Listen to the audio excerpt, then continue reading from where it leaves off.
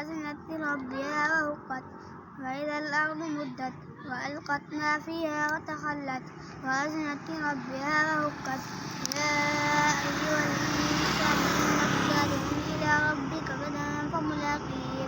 فأما من أوتي كتابه بيمينه فسوف يحاسب حسابا يسيرا وينقلب إلى أهله مسرورا وأما من أوتي كتابه وراء ظهره فسوف يدعو